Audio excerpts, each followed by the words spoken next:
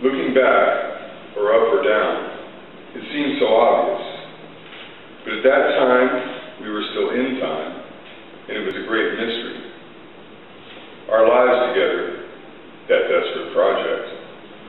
Time and again, we've gotten it right, only to discover the limitations of our definitions. The seed that we had sown in the Aegean, that storied seed of our youth, had grown rank down through the ages. A hedge of thorns hemming us round, a wilderness of mirrors on our dissolving horizon. When the truth was made a destination, just like any other, some things to be stalked and trapped by the mind, then beauty too became an abstraction. Soon all the poets died of broken hearts, or worse, were left muttering in the margins. The prophets were next, Soper's reason. The priests were neutered, and the rest of us were left to stumble, struck dumb, through inner space. Then we could split an atom on the dark side of the moon, or catalog all the stars in the heavens, but not one of them could ever, never, ever again show us the way home. And not one of us, strictly on our own, ever did find our way back.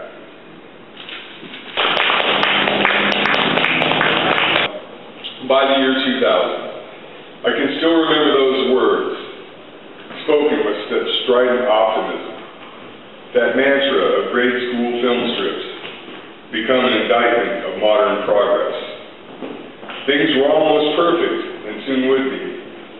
By the turn of the century, we would all be driving flying cars and make the world safe for democracy. In classrooms around the nation, the vertigo we were experiencing was treated with a potent admixture of patriotism and excitement.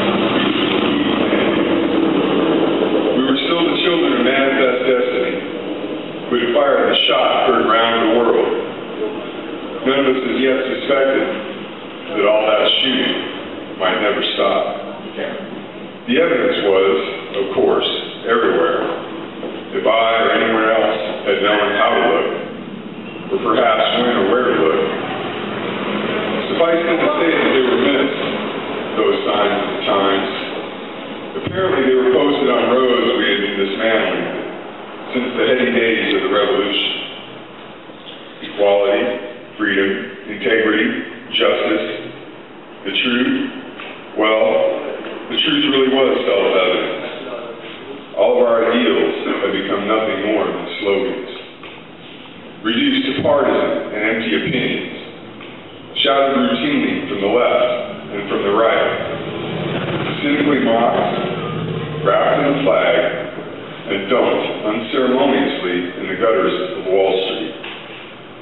Looking back on it all now, the distortions fade, like characters in a childhood fever dream.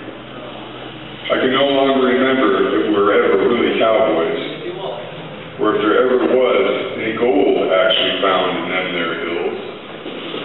I only remember that we all continued searching for it, long after night had fallen, long after we had gotten hopelessly lost, and long after our fires had all gone out.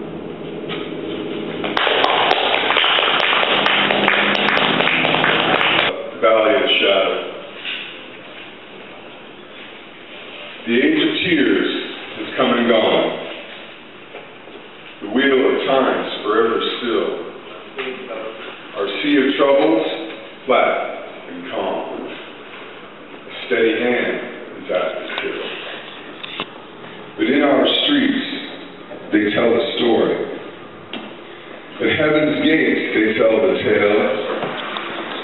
And our children sing of the desperate glory, earned within a darkened veil, of those who mustered out for battle, in a war they knew could not be won, to buy us time when forces gathered, as titans clashed and stopped the sun, of lances gathered in the darkness, of lines run through by wicked foes, of flashes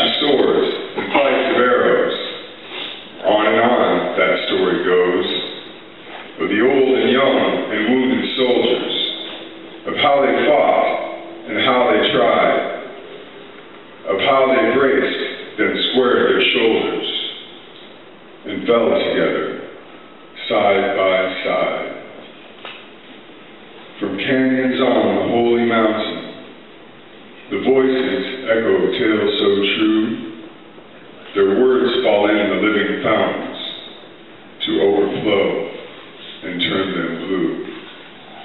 And if you listen very softly, you'll hear them tell that whispered tale of how men grow to final glory, deep within that darkened veil.